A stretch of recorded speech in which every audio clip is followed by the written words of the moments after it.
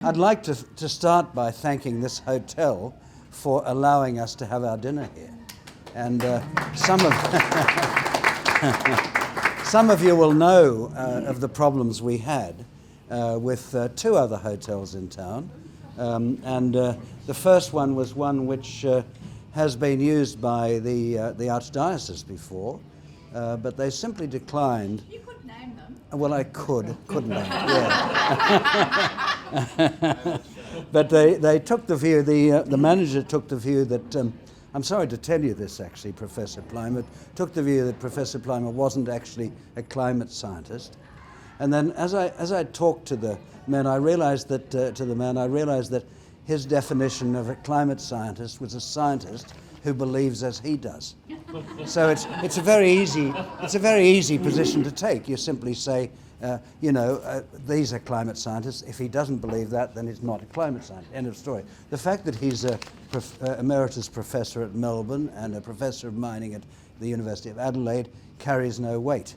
You know, if you're not of that view, then you're on the outside.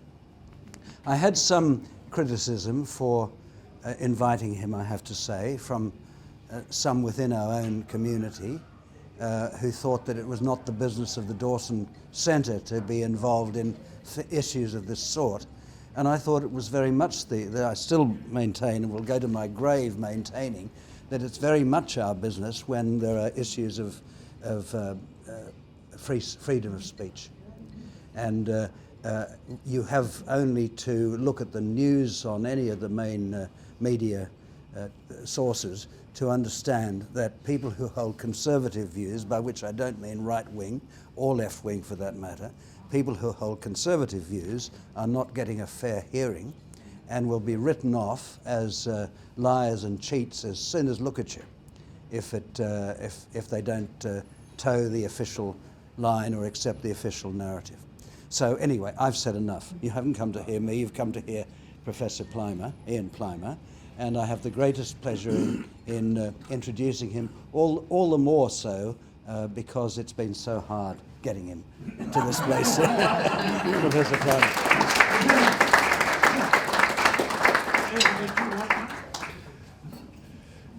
Well, Your Grace, ladies and gentlemen, and the hotel, thank you for having me, and thank you for coming out tonight. We hear that carbon dioxide is a pollutant. Well, I'm breathing in 0.04% carbon dioxide, and I'm breathing out over 4%. It is the food of life. It is plant food. It is not a pollutant, but it is invisible. You can't smell it. You can't taste it.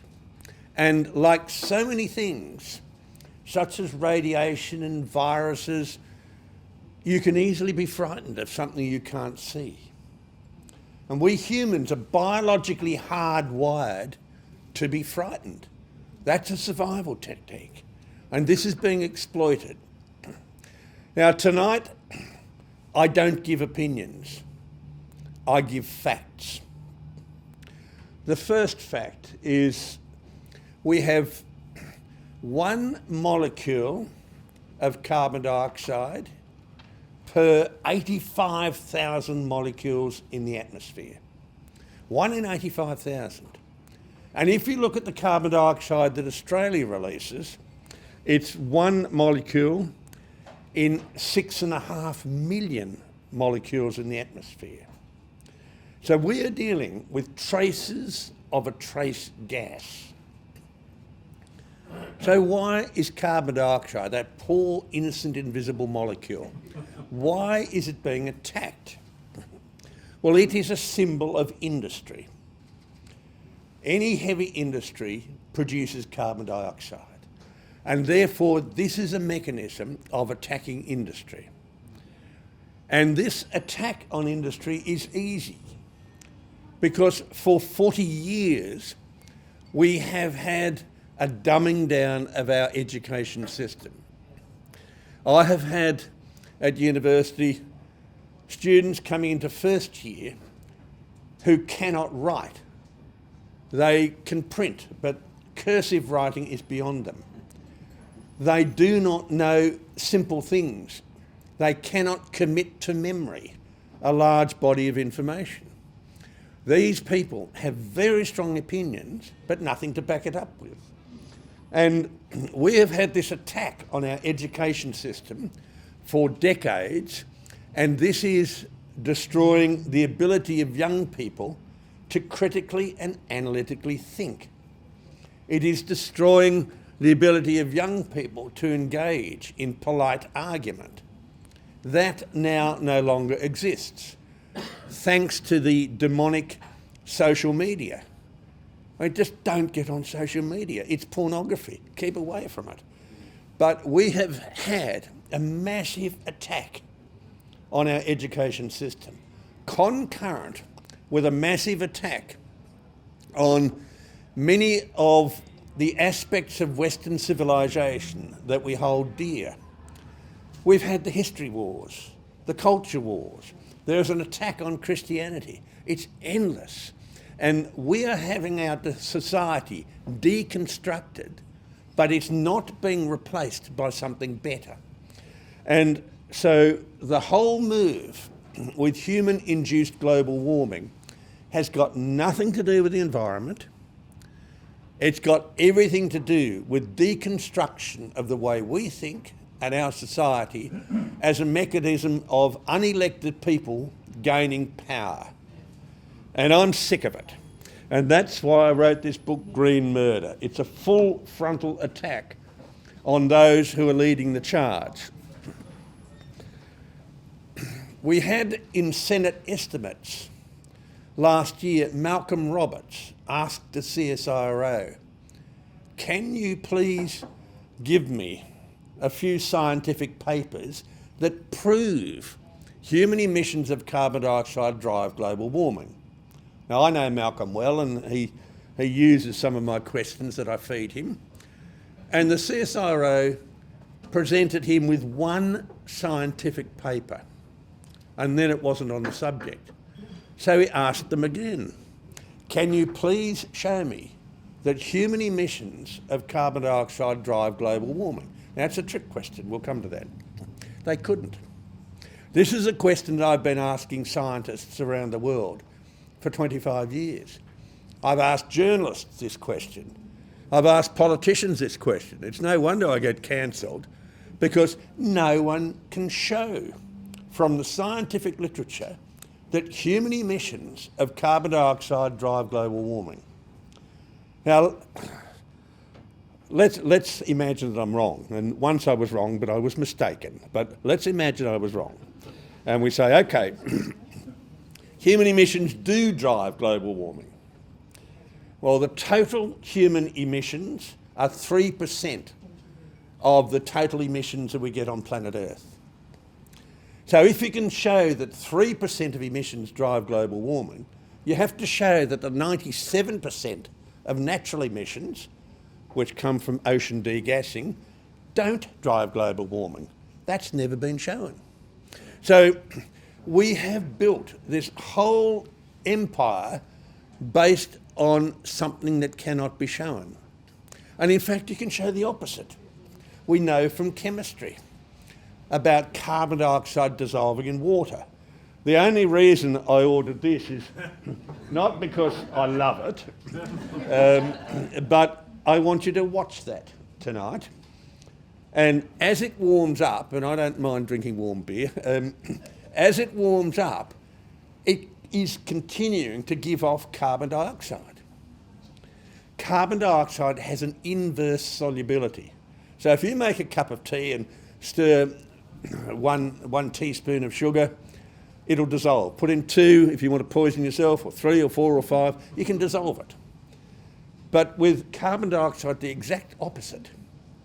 You can dissolve more carbon dioxide in cold water than it can in warm water. So as that warms up, it's still giving off bubbles. Now we know that from chemistry. We also know it from drill cores in ice. And the drill cores we have in Antarctic and Arctic ice have chemical fingerprints. And we can work out when the planet started to warm, or when the poles started to warm up, and we can actually measure little bits of trapped air in that ice and measure the carbon dioxide content of it. And we find that as the planet starts to warm, and we've only seen this every 100,000 years, for going back 34,000 years, 34 million years should I say, every time the planet warms up, about 650 to 1600 years later, the carbon dioxide content increases. So on Monday's Mercury, there was a letter and a statement claiming that the composition of the atmosphere controls the temperature of the planet. It's the exact opposite. It's the temperature of the atmosphere that controls the amount of carbon dioxide. And the temperature of the atmosphere does not drive climate. It is the temperature of the oceans. That's where the surface heat is held. So if we go back in time, and that's my business, the past is the key to the present. If we go back in time, we can see climate change. I was at Arkaroola over last weekend with a group of 40 school children.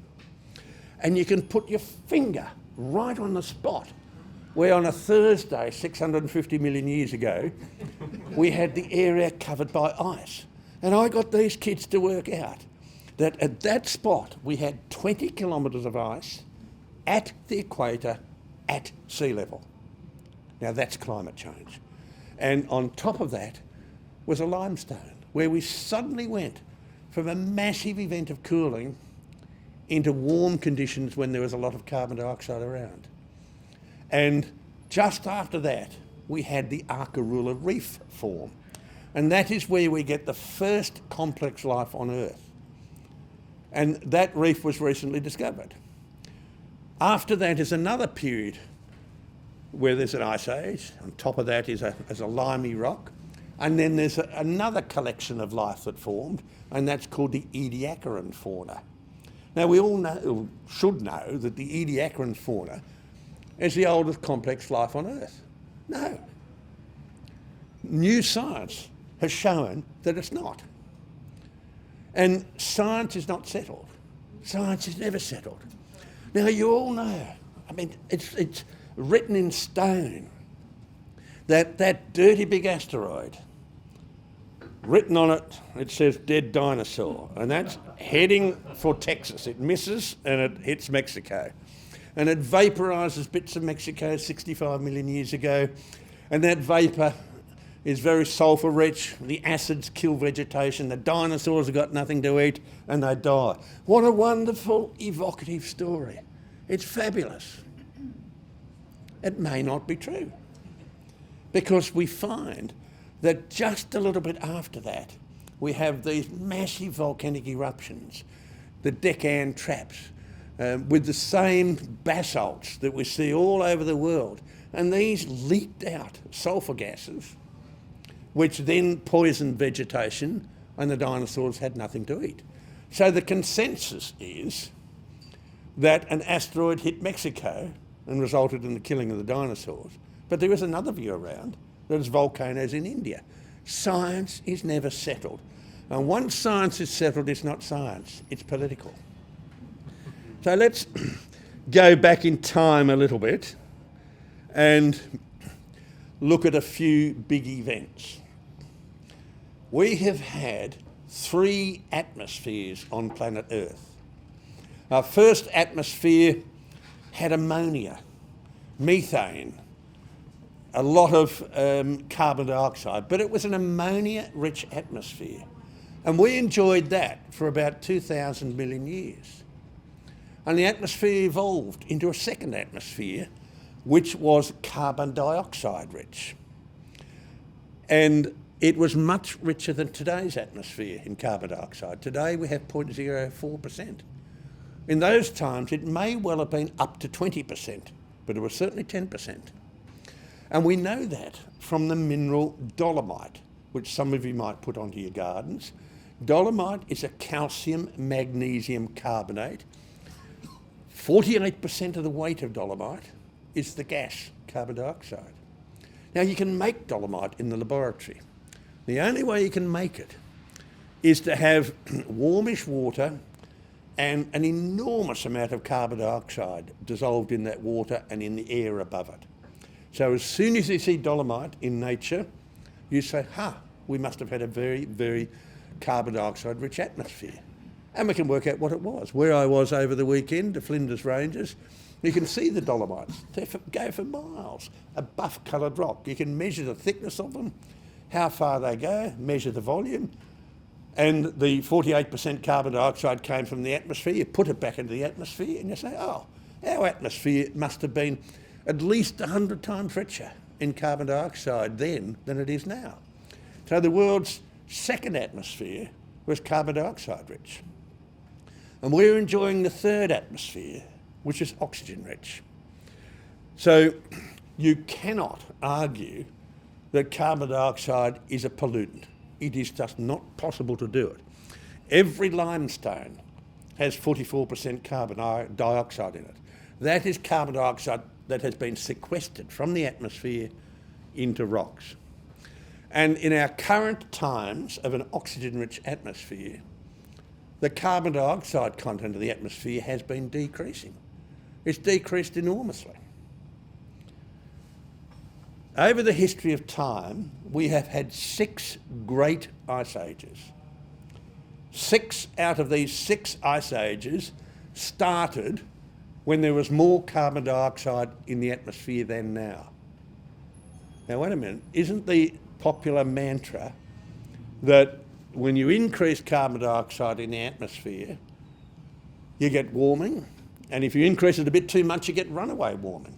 Well, last weekend I saw 4 of these ice ages preserved and written in stone.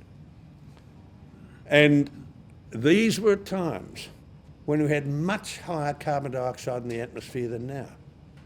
Yet we didn't have runaway global warming. We had debris left behind by retreating ice. We had evidence that ice was moving and scratching rocks. We had evidence of sea ice. So the mantra is wrong. We hear that we are going to have runaway global warming. Well, we come to that a little bit later. The current ice age we have been in for 34 million years. This was when South America pulled away from Antarctica and we had circumpolar currents around Antarctica. And those circumpolar currents stopped warm water coming to Antarctica. We got Antarctic ice 34 million years ago. And that is driven by a process of pulling apart continents. And so we can look at cycles of climate, and we have cycles every 400 million years when we pull apart and stitch back the climates. We have cycles every couple of 100 million years when we have a great address in the galaxy, and that address allows us to be bombarded by cosmic rays. They build up cloud cover and we cool down. We also have ice on Earth when the Earth's orbit changes. Every 100,000 years it goes from circular to elliptical. Every 43,000 years the axis changes a little bit. Every 20-odd thousand years the planet wobbles a bit like a top. And then we have the sun, that great ball of heat in the sky that does drive the climate. And that has cycles. They have solar maximum and solar minimum every 10,000 years. We have cycles every 1,500 years and 217 years and 22 years. And then we have lunar tidal cycles every 18.6 years. We push warm water into the Arctic. And as a result of that, we have 60-year cycles in the ocean. And these are so well known that the Chinese had their initial calendars based on a 60-year cycle. It was based on warm water in the oceans and growing seasons. So all the past climates have been driven by these cycles, be they plate tectonic, be they galactic every 143 million years, or be they orbital, or be they solar. The laws of physics have not changed just because you're alive on planet Earth. The laws of physics are still operating, and we still have those cycles. So if we look at the last ice age, within the ice age, when the ice expands, we call that glaciation. And when the ice contracts, we call it an interglacial. Now, our last big interglacial was between 128,000 and 116,000 years ago. And sea level was about 130 metres lower. Where I was in Arkaroola, we've got extremely good evidence that sea level went up and down by 600 metres. So there's no point in having conniptions about a sea level rise like that. It's quite normal. But we see in that last 116,000 years, it started to cool down, and started to cool down, and started to cool down. And then we had a dirty big volcano in Indonesia called Toba some 70,000 years ago. And we filled the atmosphere, both hemispheres, with volcanic dust. Now this volcanic dust is just when we blasted rocks into small fragments and fine dust, and that does lapse of the planet. And we lost all the tropical vegetation. The people in the tropics were refugees and went north and went south. And that's probably when we got the first people coming onto our continent here. And they could do it because sea level was lower, and they could walk here. And they could walk from the mainland to Tasmania. That's well established. So after that Toba eruption, we really sped up cooling. The ice sheets expanded quickly. Sea level dropped about 7 metres. And at 20,000 years ago, we were in the zenith of the last glaciation. Chicago had about 3 or 4 kilometres of ice on it, as did New York. England, Scotland were covered in ice. Scandinavia was covered in ice. Tasmania had ice. The Alps of Australia had ice. Inland Australia had howling anticyclonic winds bringing around sand dunes and drying out salt lakes. But Scandinavia, when we plonk 5 kilometres of ice on Scandinavia, it sank. That ice is gone and Scandinavia is rising. So if you go to the castle of Turku, which was on an island in the 12th century, you can now walk there. Why? Because the land's gone up. Finland was surveyed in the 17th century because the King of Finland wanted to tax people more. Sounds familiar. And those with waterside properties found that their properties have got bigger because the land has been going up. We have had Scandinavia rise 340 metres since that ice sheet went. So just tell me about sea level again. You never hear people talking about land level changes. You hear about sea level changes. But the land goes up and down the same as the sea goes up and down. For example, the city of Ephesus in Turkey, mentioned in the Bible, was a port city. You can still see the port there. That's 15 kilometres inland and 10 metres above sea level. That's because the land has gone up. And just near there, the city of Lydia, where gold coins were first minted, I've been down the main street of Lydia in a yacht, and it was a couple of metres beneath me. So we have very good historical records of the land going up and down. So if you're going to talk about sea level change, you have to talk about land level change as well. And we see very good evidence of that in our current interglacial times, which started about 14,400 years ago. And the ice sheets were starting to melt, sea level was rising, and then we had a breakup of the ice sheets in Canada. And we filled the oceans with icebergs, and these were floating. Underneath was actually denser but warmer water.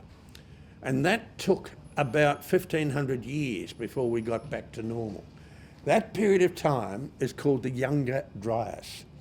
That was when we humans huddled into fortified villages and invented animal husbandry and invented agriculture.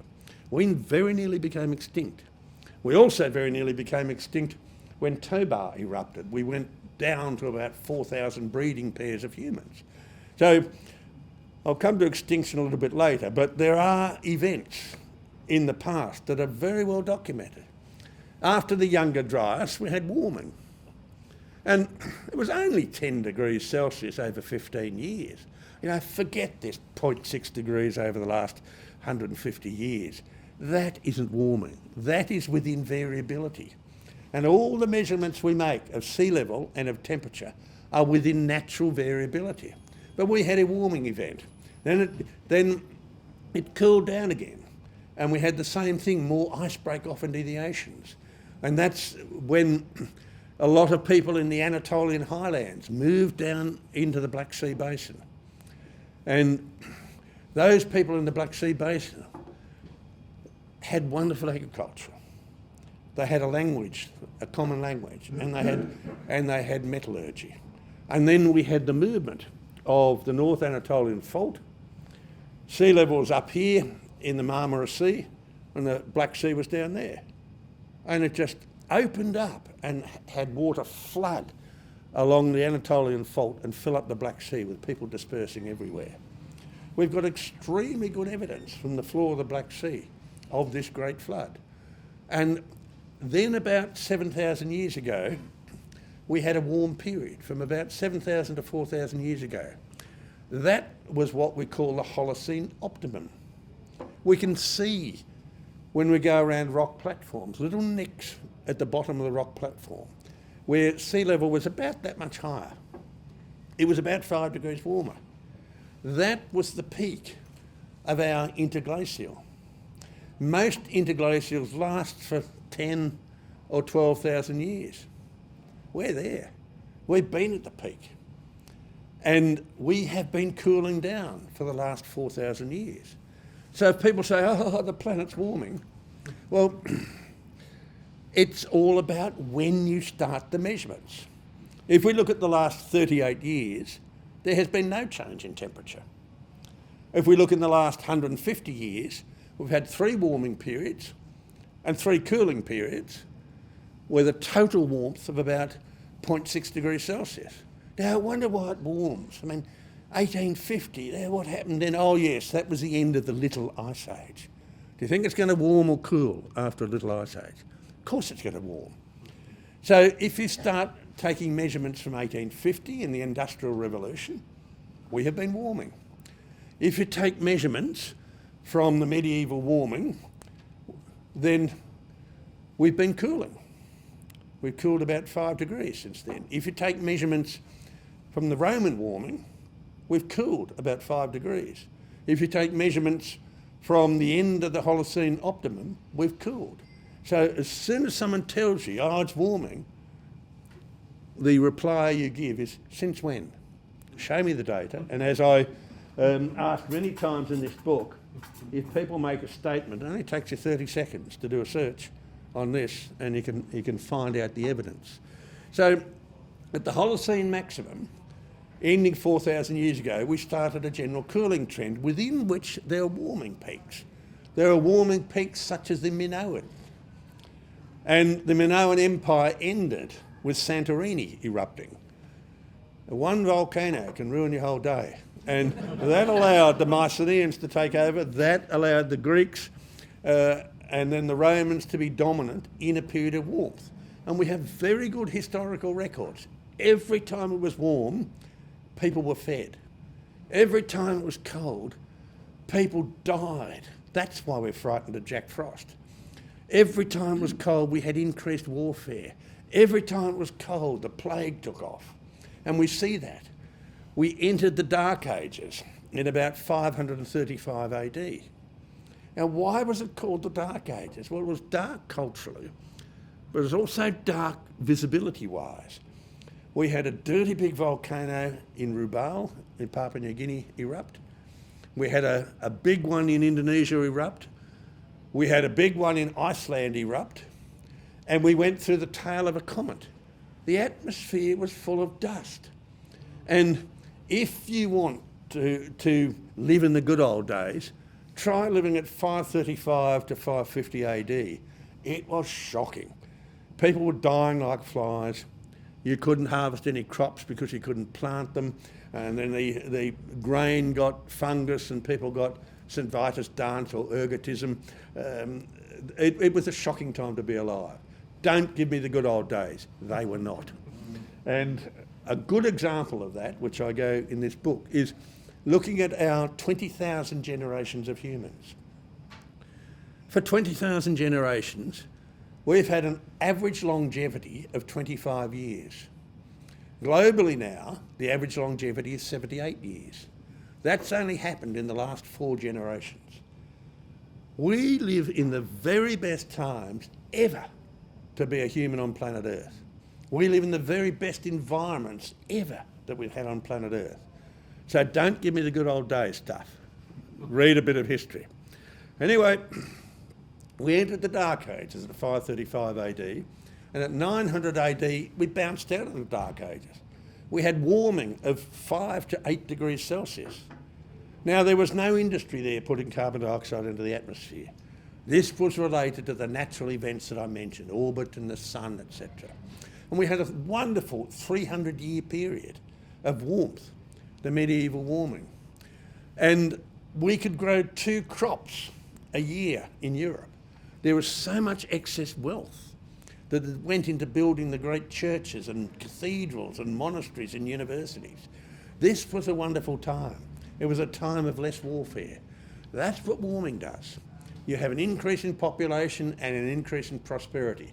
And it took 30 years to go from the medieval warming into the Little Ice Age. 30 years, it went from 1280, the Gulf of Bothnia between Finland and Sweden was frozen in 1303. Europe got hit by the plague in 1347 because people were stressed. There was starvation. There was increased warfare. That's what happens in cold times. And in the ultra cold times, when the sun was a bit lazy, in the Little Ice Age, we had the hoarfrosts. We had the Dutch masters painting these wonderful hoarfrosts. We had ice on the Thames and European rivers. And we had ice fairs. We had barbecuing of oxen on the ice. It was cold. And then it started to warm up again in 1850 to our present time. So when we look at the history of time, we haven't lived on a planet where it's been constant.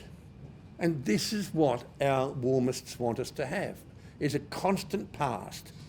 And because we're so sinful and putting carbon dioxide into the atmosphere, it therefore must be our fault that we can measure change. So this is the background from looking at the past. So what do we do with this information? Well, we've got to stop putting all this carbon dioxide into the atmosphere. So we start then to dismantle the cheap, reliable systems of generating electricity. And we start to put in wind turbines and solar panels. Now, there have been many calculations that have shown, and I've done it in a couple of books, that the energy used to make a wind turbine is more than it will ever produce in its working life. The carbon dioxide used, released by making that, is more than the wind turbine will ever save. And wind turbines only work when it's windy. You can't run an industrial society on intermittent power. You can't have a set of binoculars looking to see if the trees over there are rustling so you can start up whatever electrical facility you want. But to make matters worse, in this country, if you have a factory or a mine, you have to submit a very large bond to the state government in case you go broke, in case you don't clean up your mess. The wind turbine companies don't have to do that. They have thousands of tonnes of concrete, reinforced with all the steel, wires going on underground. At the end of it, they can just walk away. But to make it even worse, the turbine blades are a composite. Balsa wood from the Amazon, various plastics, and various glues using a chemical called bisphenol A. Bisphenol A is banned in virtually every Western country. It is incredibly toxic. And at the end of the working life of those blades, they get cut up and dumped, such that these chemicals leach out into the soils and leach out into the waterways. And the parts, the spinning magnets and the blades are made in China. So if we want wind power, we are really reliant on China. Solar power is no different. The sun effectively gives you about 6 hours a day of electricity, and by the solar rays hitting the silicon wafers, an electron will jump and then it'll drop back again and give out electricity. Now, that electron jump is based on one wavelength from the sun, not the complete spectrum. You cannot make solar power more efficient. Yes, you can use other compounds, gallium compounds and things, but we've just got no gallium on planet Earth. We really cannot do better than having a silicon solar panel. Now, to make those, and there's a strong view out, and Amnesty International have published on this, that these are made by slave labour in China. The amount of energy used to make them is horrendous. And then there's all these other toxins on the wiring, things like arsenic and gallium and lead and indium. And at the end of a solar panel's life, it is dumped. And those toxins leach out into the water and into the soils. And those solar panels, like the wind turbines, come from China. We have made ourselves totally dependent upon China. And in this book, which came out late last year, I've argued that Europe was totally dependent on Mr. Putin's gas. And what's happened? Exactly that. So you cannot in any way argue that wind and solar are environmentally friendly. And especially the case with wind, where you slice and dice birds and bats, especially offshore wind. So this is not an environmental solution. Now, wind and solar do not operate using the wind and the sun. They operate because of subsidies, massive subsidies, which you pay. So the solution has not been wind and solar.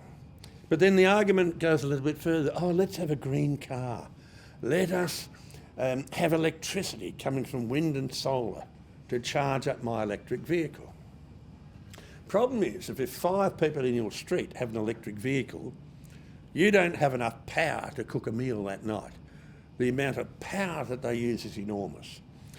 The fuel range is very, very small. It's getting a bit better, but it's still small. The other day I drove from, when was it? Tuesday I drove from Broken Hill to Adelaide, 525 kilometres. I did that in about 5.5 hours. If I was to do that in an electric car, it might have taken me 2 days, perhaps 3 days. It's just not efficient. But I drive this electric car and I strut around, morally superior to you because I'm saving the planet, aren't I? And I'm virtue signalling. However, electric cars use a lot of commodities. The amount of metals that are used in electric cars is horrendous.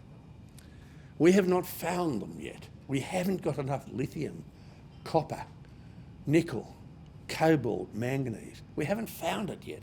So if everyone goes electric, the mining industry has got a real problem. It doesn't have the metals.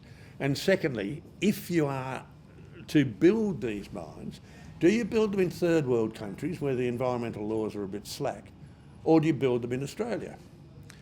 Now, I'm associated with a company called Roy Hill, which has got a big iron ore mine in Western Australia. And that needed approvals and permits to build the mine. Does anyone want to have a guess at the number of approvals and permits needed to build a mine in the Pilbara, an iron ore mining part of Western Australia, in Western Australia, an iron ore mining state, in Australia, an iron ore mining country? How many permits do you think were needed to build an iron ore mine in the Pilbara? 75 to 125? 75 to 125? More than that. More than that? Any going on more than that? Any going on more than that? More than that? More than that? More than that? Can we get a higher figure? I want a high. 300. 300, I want a higher figure than that. Higher figure, more than that, more than that, more than that. Come on, I need a higher figure. It is 4,950. Now, how on earth have we allowed ourselves to get into this situation? Thank you.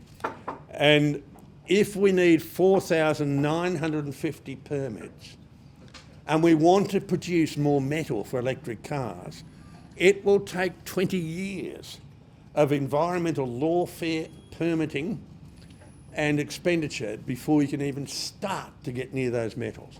So there's no way we can, in the Western world, produce the metals we need for electric vehicles.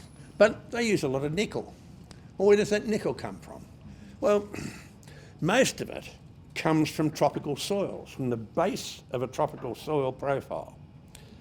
And they are in third world countries. You've got to clean off all the jungle and all the soils, take out this bottom layer and process that to get nickel.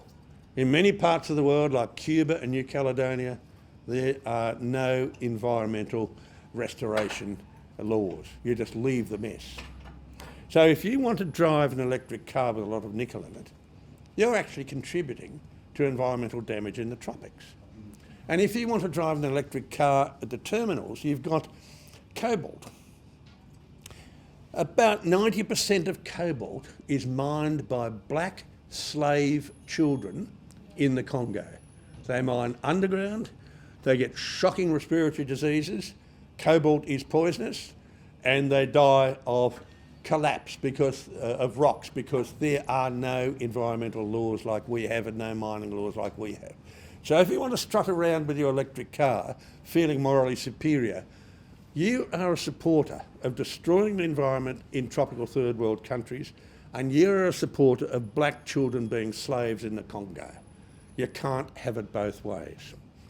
And then our subsidised wind and solar power using sea breezes and sunbeams is now going to produce hydrogen, which will also be subsidised.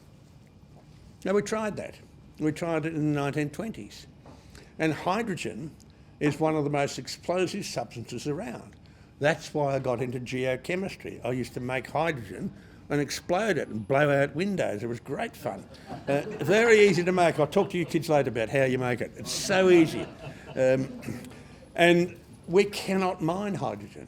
There is no hydrogen to mine except for a very small amount in Mali. But hydrogen we have to manufacture.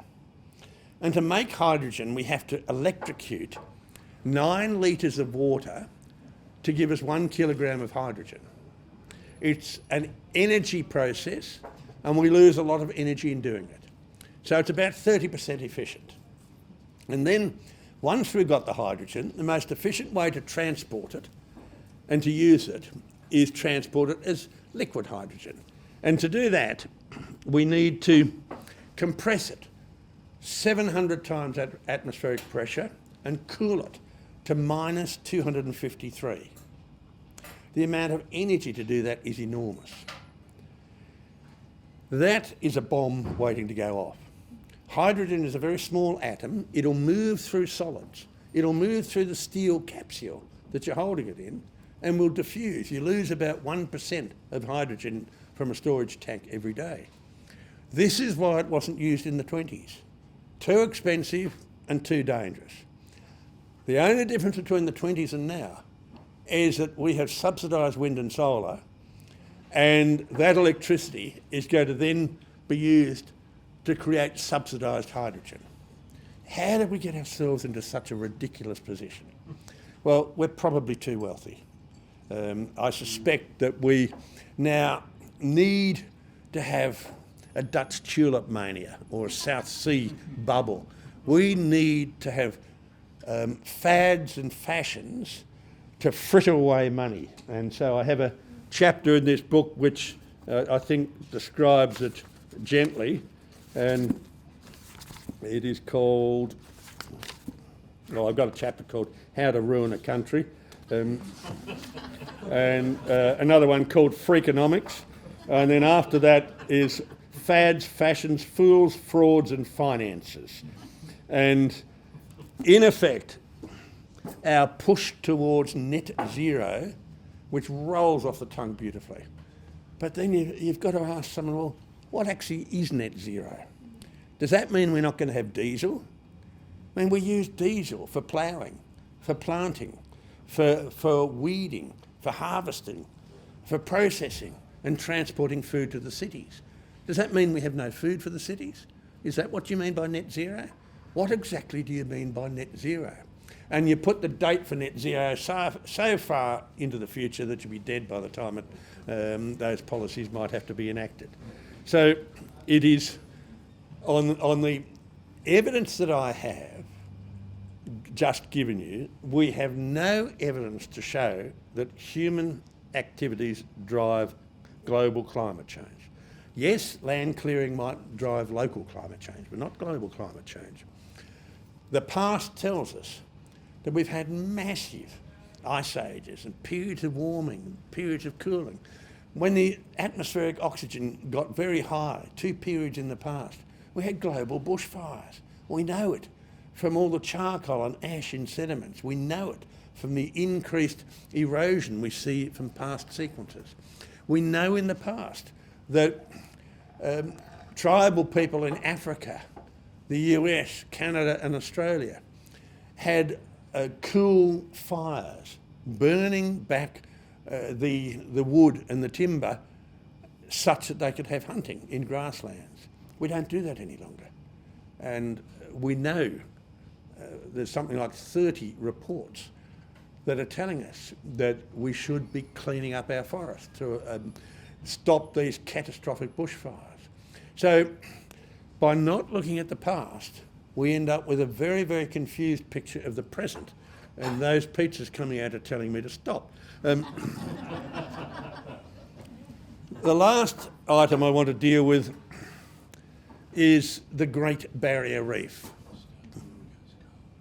And my answer is, which one? We've had barrier reefs in Australia for a long, long time. Out in Western Australia, we've got a barrier reef that goes for miles. This was a barrier reef hundreds of millions of years ago. There's a Great Barrier Reef inland from our Great Barrier Reef. I saw it a couple of weeks ago at Chillagoe in far north Queensland. We have reefs going right back in time. The first reef we ever had was 3,500 million years ago. These reefs came and they went. They come when the water's warm, they disappear when the water's cold, or they get exposed to the air, or they get inundated with volcanic ash and sediment. We've had a long history of reefs. Our first coral reefs were those at Arkaroola about 650 million years ago.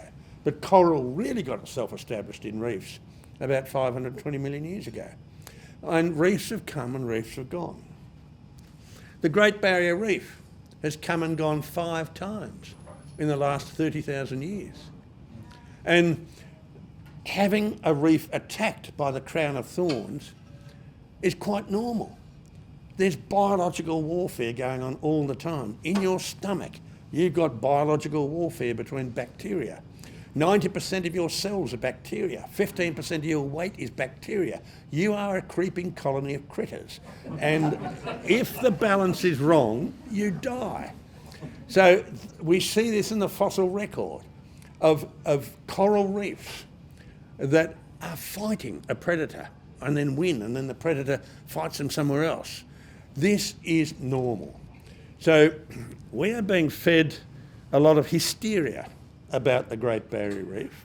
And again, you only have to do a search on a smartphone, takes you 30 seconds, and you can find out that the Great Barrier Reef has a long history of coming and going. And that's tied into the scary thing about extinction. Oh, frightening. Now, we've had 5 major mass extinctions of life on Earth. And each one of these 5 was due to either volcanic events, extraterrestrial events, but not due to climate change. We've had over 20 minor mass extinctions, and again, not one of them can we see is due to a global climate change. And since the explosion of predation of life some 520 million years ago, we've had a species turnover. So the number of species on Earth has been increasing enormously, and they turn over. So you might become extinct, and where you live is filled by another animal. This is quite normal. And this is called species turnover. We have species turnover all the time. And we are having new species appear all the time, and old species go out backwards. Now, a major mass extinction is when you lose about 70% of species on Earth. A minor mass extinction is when you lose about 25 or 30%. We're not at that level. We're having a species turnover. So the whole argument that's put up by Extinction Rebellion and these people is misleading and deceptive. So I argue in this book that everything the Greens promote end up in killing economies, killing the environment, killing wildlife, and my argument I put up in this book is that the Greens are an anti-human group who want to control you but don't want to be elected, a group who want to basically empty your wallet and carry on with their nirvana. But if you look at the past, the best times are when it was warm. And I don't fear global warming. What I fear is another event of cooling, because places like Northern Europe, Russia, Ukraine, Canada, they won't be able to produce wheat. We'll find in inland Australia, we'll go back to howling winds and sand dunes. We'll find that here it will be much, much colder. I don't fear warming. And if I have to fear something, which I don't, it would be cooling. History is on my side. And so I appeal to you that if you are concerned about global warming and the environment, read history. Read about the cold times in the past. Read a little bit of basic geology, and you will see that we are living in the best times ever to have lived on planet Earth. I think my beer has warmed up enough, and I'm open to questions.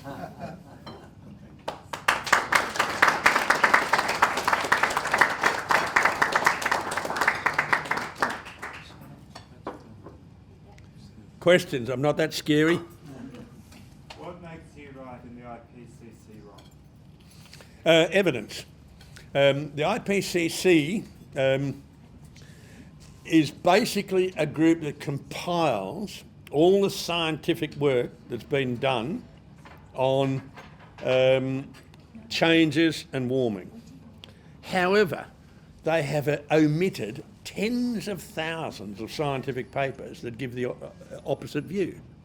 It's a bit like me getting cancelled tonight from 2 pubs. This is what's happening. Science is now absolutely and totally politicised. And this is why that the IPCC have to be questioned. The IPCC models are telling us that we're going to fry and die in the future. We've had 30 years of these models, and we can show that that's not true. It's wrong. The numbers don't lie. So these IPCC predictions are based on models. They're not based on measurements. And the IPCC reports, the latest one of 3,000 pages, is divided into 2 sections. The first is a summary for policymakers and politicians, and the second is the science. And the science is quite reserved. The science is not hysterical, but it's the summary for policymakers, which few journalists read and no politicians read, which is the hysterical part of it. And you have to remember the IPCC is not a scientific organisation, it's a political organisation. And of course they're going to beat their own drum. So in science, I don't like to use right or wrong, I like to use evidence. And if you omit evidence that is contrary to your ideas, then you're not dealing with science. And that's why I hope I can live long enough to be able to see a change in our South Sea bubble or Dutch tulip mania mentality we're currently enjoying. One of the questions I'd like to ask climate catastrophists is, what is the ideal average temperature of the world, and what is the ideal average CO2 concentration that would be commensurate with flourishing of life? Well, your first part of the question is, you ask what is the ideal climate, and you ask an Eskimo, someone from the jungles of Borneo, and someone in the Kalahari Desert. You will get three different answers. Now, we humans can live on the ice sheets and at the equator. We can live in a huge range of temperatures. You cannot get an average temperature for planet Earth because of the spacing of the measuring stations, which are concentrated in mainly the US, and there are many parts of the world where temperature is not measured, but it's based on 5 degree by 5 degree squares, and if it's not measured, there is an estimate made.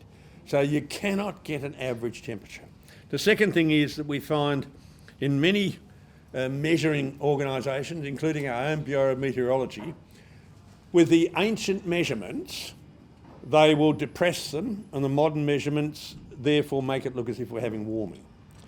So those measurements, I think, have been altered, and I don't have a problem with people altering measurements unless until I can see the reason why. And Jennifer Marahassi has been chasing the BOM for a long while on this, and they haven't given suitable answers as to why they've changed the measurements. Now, what is the ideal carbon dioxide content? Well, I will ask someone who is a submariner, and they will say 8,000 parts per million in the atmosphere. In this room now, because of the number of people, the carbon dioxide content would be over 1,000 parts per million. In the air, it's just over 410 parts per million. It's not killing you. There is no ideal, but in the past, we have measurements done by wet chemical techniques that show massive variability. And these were done in industrial areas of Europe. And this Pentenkoffer method was abandoned in 1959, and an infrared technique was used, but there was never an overlap of measurements. And the infrared technique gives us a very smooth line, whereas the Pentenkoffer method gives us carbon dioxide going up and down. So I'm not sure we've even got the historical carbon dioxide record right. So that's a good question to ask, because there is no answer that a climate catastrophist can give you. They say the average temperature of the planet is 15 degrees Celsius, but how do you measure it? What do you think would happen if the temperature rose 3 or 4 or 5 degrees? What would be the net effect of that? Well, we've had that in the past when we humans have been alive. We had it in Roman and Greek times, we had it in Minoan times, we had it in the medieval times, and we have the atmosphere operating like an air conditioner. When we evaporate water, that requires energy. And when we precipitate water, we give out energy. So we're basically transferring energy in our atmosphere by evaporation. That's why the oceans drive the climate. It's not the inverse. It's not the atmosphere driving the oceans. It's the absolute inverse. And a good example of that would be, if you're cool, run a hot bath, and the whole bathroom heats up, because that's water giving out heat. Do the inverse. Run a cold bath and have a radiator going in the bathroom. The water doesn't heat up. So water has a very high heat capacity. It is water that drives the way the atmosphere operates, and the energy for that comes from the sun. And we shift that energy around the Earth with ocean currents, and we shift it with warm air going from the equator to the poles. It's not just simply putting out a very small amount of carbon dioxide into the atmosphere. Now, I've been rambling and raving. That's the answer, but I've forgotten what your question was. Look, have something to eat. Yes, have No, something. no. I'm on a roll. I'm on a roll.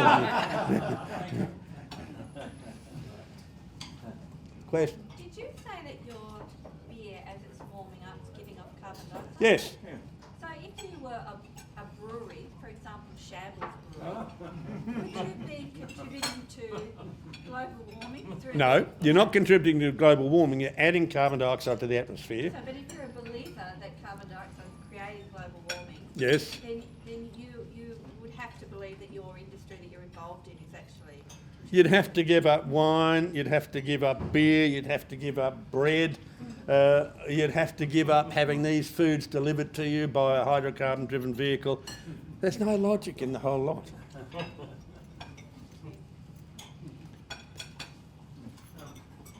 you please elaborate a bit more about hydrogen? Who's funding it, and why would they go to that length to make it when there's so much energy involved already? Like, what's the point of having hydrogen electricity if you have already having electricity to make the hydrogen? 3 words: follow the money. This has got nothing to do with what you're talking about, which is efficient energy production and being frugal economically. It is all about subsidies. And the quickest way to beat the bushes and change all of this is to just stop subsidies. We can say, oh, well, we've had wind and solar for decades now, they're well established.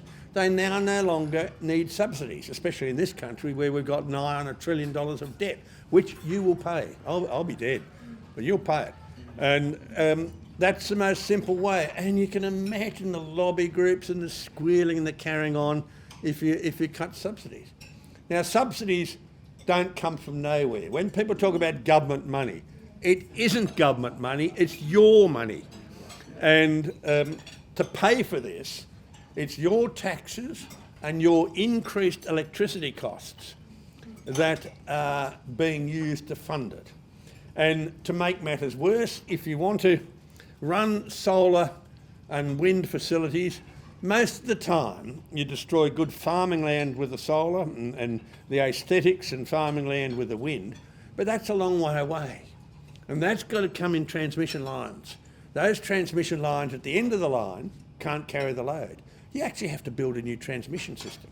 The very best place to put wind and solar generators is in the beachside suburbs of Melbourne and Sydney, and put these wind turbines in their parks. Because in Warringa's a very good seat to think about, because these are the big consumers of power. You don't have to rebuild the grid and you don't have the voltage drop.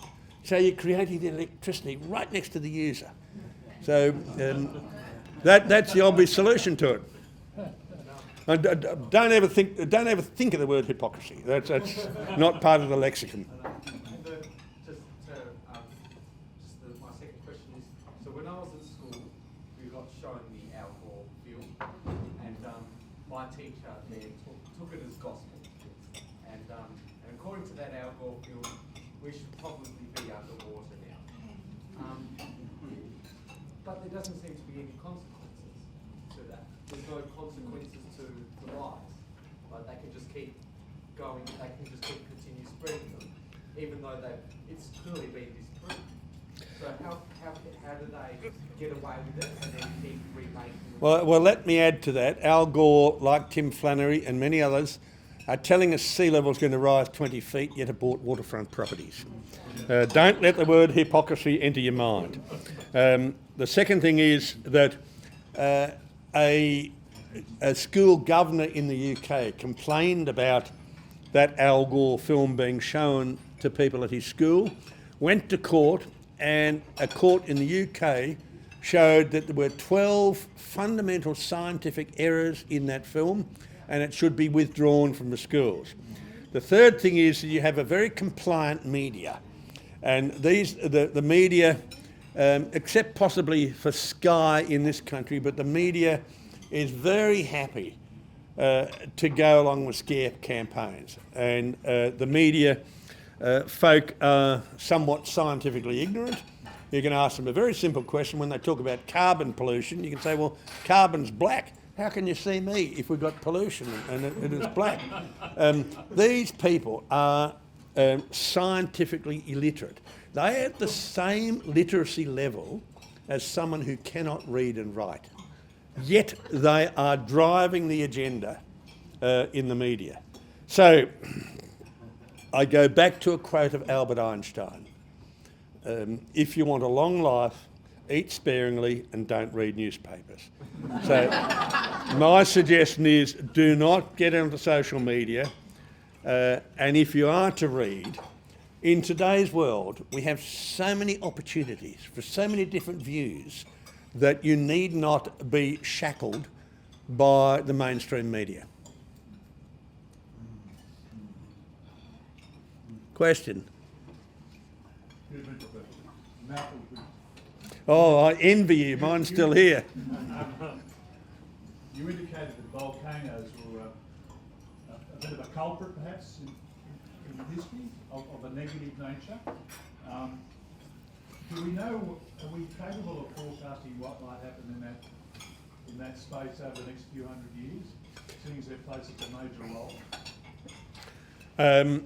I'll give you two examples and I'll answer your question. The answer to your question is no, we can't do it yet. But we have had very heavy rains in eastern Australia. Now we know from the eruption of the volcano Tambora in 1815 that the following year was the year without a summer. This is when there was some fairly bleak poetry and literature written. This was a pretty depressing time. And for the next 3 years, there was increased rainfall. Why? Because Tambora exploded and put tiny little bits of broken up glassy material high into the atmosphere. Go to the 19th of January this year. We had an eruption at Tonga. It, instead of pushing material up to 25 kilometres in the atmosphere, it went to 58 kilometres. And every time it does a lap, it starts to fall. And once it gets into the atmosphere where you can have condensation around that minuscule particle, you will get precipitation. And so you see these rain events. Hey, I haven't started that yet. I was just going to put it under the You are wonderful, thank you. So every time we get that ash doing a lap, we have a rain event. We've had 3 laps, and we've had 3 rain events. And this we know from history. So these volcanoes can have a profound effect. Now, if it's combined with something else, which is what's happening now, the La Nina, then the combination of having warm, moist air and particles for nucleation gives you heavy rain. But of course, if you live in Lismore, you've got to blame the Prime Minister for heavy rain and floods. If you've got a different Prime Minister in former times, well, they don't get blamed. Now, we have about 1,800 volcanoes on Earth that we can see. Some of them are in populated areas, and we have a lot of instruments there, measuring the tilt of the land, measuring the gases coming out, measuring the temperature of the gases, and we're getting pretty good at predicting when an eruption will take place. I was at Merapi when it erupted in Indonesia about 15 years ago, and it was predicted to the day when it was going to erupt. I mean, that's fabulous because it saves lives. We can't predict earthquakes nearly as well. We might be able to in the future. But these are these 1,800 volcanoes, and these are volcanoes where the type of lava there doesn't have much carbon dioxide dissolved in it. However, on the ocean floor, we have some 3.5 million identified volcanoes. On the ocean floor, this type of lava dissolves up to 13.5% by weight carbon dioxide. On the ocean floor, we have pools of liquid carbon dioxide. On the ocean floor, we have more than 60,000 kilometres of mid-ocean ridges where we're constantly leaking out carbon dioxide. The one thing you never hear from our climate people is what's happening down there. They tell us what's happening in the air, but they don't tell us what's happening beneath our feet. And in the oceans, which occupy 71% of the surface of the Earth, we are putting a huge amount of carbon dioxide into those oceans. We don't know. I've tried to do the calculation and tried to get colleagues to help But we do know that of the 97% of emissions, those are the natural emissions, most of that comes out of the oceans. Whether it's carbon dioxide that's come from the air and been dissolved in the ocean, or whether it's volcanic carbon dioxide, we don't know. But once we've got a molecule of carbon dioxide in the air, most of the scientific evidence says that it's going to stay in the air for 5 to 7 years, whereas the IPCC are telling us it's going to stay there for 200 years, with very little evidence to support that.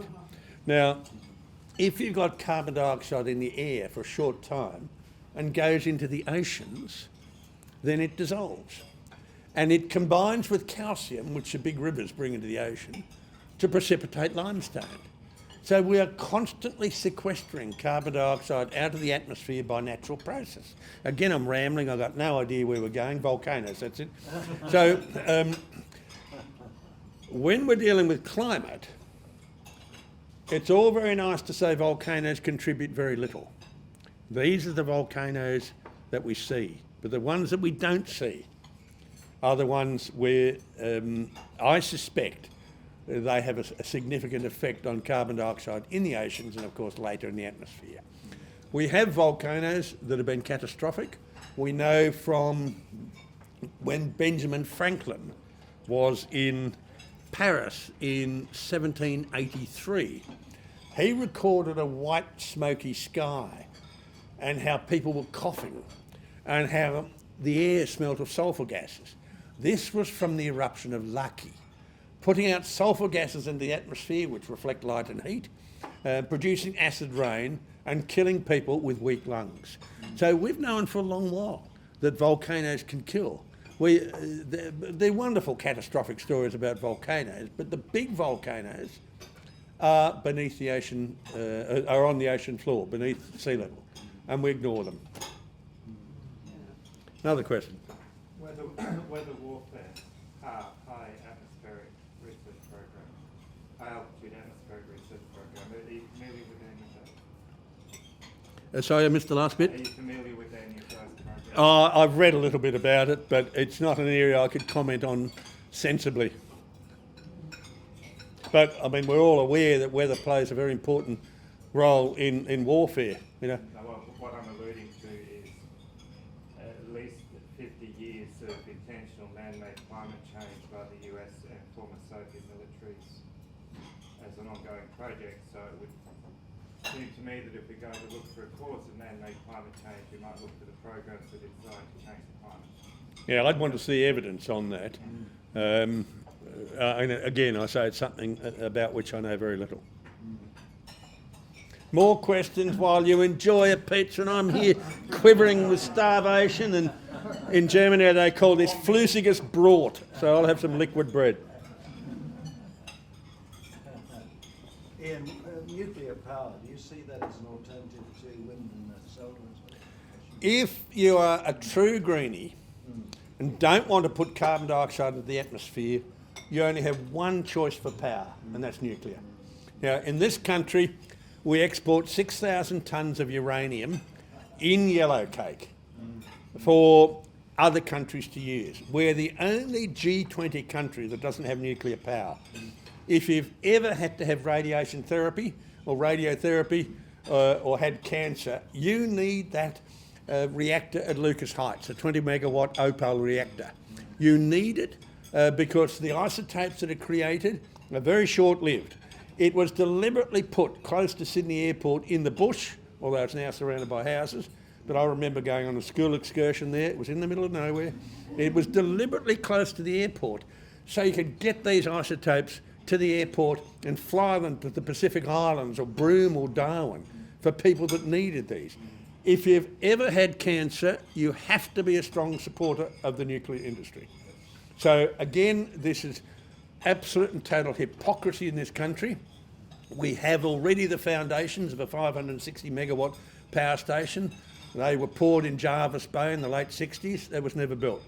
So it is the only solution if you are concerned about the environment.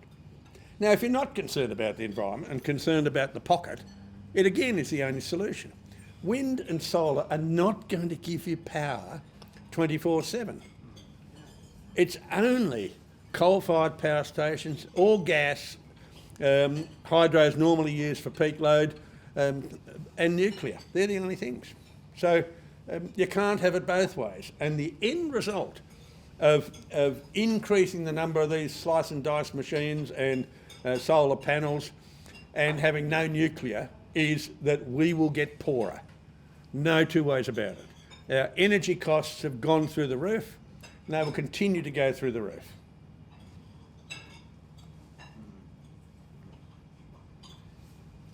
Ian, you've given us a kind of really interesting scope of understanding in terms of the issues. Communicating that to government and a Liberal government, or a Conservative government, doesn't seem to have really got us anywhere. I mean, there's individuals who have been attentive to what you're saying and others are saying. What's the answer? I mean, where do we go in terms of influencing public policy in future governments? Is there a hope that we might get some progress in understanding within government, or? Well, a good question. I'm envious because you've got an empty plate. I'll go and bring it in. No, please don't. I'm here to entertain, not to inform. Sorry, I need a drink for myself, so Okay. I need an excuse. Okay, we've got a deep green party, we've got a dark green party, and we've got a light green party. Now, there are quite a few in the Liberal National Party who share my view. The other day I had a lady leading a party send me a video clip of this book here, and she'd marked and she was just flicking through it like that, and she'd marked every single page. Now, Pauline Hanson's on side. There's a hell of a lot of people in the Nats and the Libs who are on side, but they don't dare say anything. I mean, look at that ghastly treasurer in New South Wales. He's in the wrong party. He should be in the Greens. He shouldn't be in the Liberals. So what has happened is that we've had a lot of scientific ignorance, and you've got to remember politicians are only interested in getting re-elected. They have less of an interest in building a nation, and very few of them have a scientific training. There was a chap, Craig Kelly, in the seat of Hughes, Liberal Party, left, is now Palmer. Matt Canavan, he can quote these books non-stop. So there are people there. Alex Antic, yes, my mate Alex in South Australia. Quite a lot actually, but they keep their head down because they don't want to get cancelled. I think the solution to this is to keep plugging away, and I do. I talk in many private functions. The Labor Party had me once talk. I've never been invited back. I had Corey Bernardi, when he was in the Liberals, have me talk in Canberra. Malcolm Turnbull didn't come along, but pretty well had all the others. And Nicole Flint's had me come along and talk to them. Craig Kelly's had me come along and talk. So this is long-term warfare that I'm engaged in. I just hope I live long enough to be able to see the results. But I think we will only get a significant policy change if we have a depression in this country or a war. Now that, unfortunately, is not good news. But I suspect that's the only reason we're going to get it. We are so comfortable. How many of you people got shot at when you were coming here? How many got held up by a highwayman? How many of you had a big bacterial blast that took out your whole family? You know, that's what happened a few hundred years ago. We are just so well off. And yet we are vacuous. Yeah, we are destroying the civilization that made us. We are destroying the very essence of the West, which has taken 2,000 years or more than that to get us where we are. So I think we've got to have a massive catastrophe before people say, I wonder what went wrong. Yeah. And we've seen it before, it's happened before, and I just hope I live long enough to see it. I don't want to see people suffer, but you know, I spent a lot of my life working in the third world. Currently I'm working in Ecuador. That's a really poor country, a very poor country. They don't care about climate change.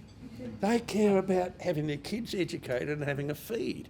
I spent a lot of my life working in Namibia. Same thing. They don't care. A lot of my life I spent working in Turkey. Again, they want their kids to have a better life than them. They don't care about climate.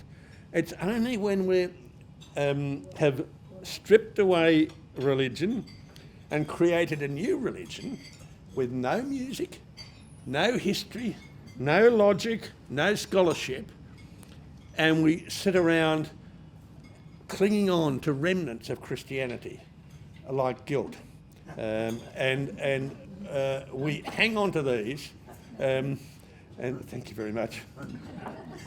We hang on to these, and yet we can buy our indulgences with our wind turbines and with our solar panels. So these green groups have actually got all the essence of a fundamentalist religion, but none of the strengths, like a history, like music. And I'm a great lover of classical music. That came out of the church. And where did counterpoint come from? It didn't come from a green. It came out of the church. Where did opera come from? And as I mentioned, I'm going to Halka in Warsaw on the 30th of June. Where did that come from? It came from the church. So what we are doing is stripping out everything that's culturally important to us and replacing it with nothing. And that, to me, is a worry. This is why I think we have to have a period of suffering before we can say, where did we go wrong?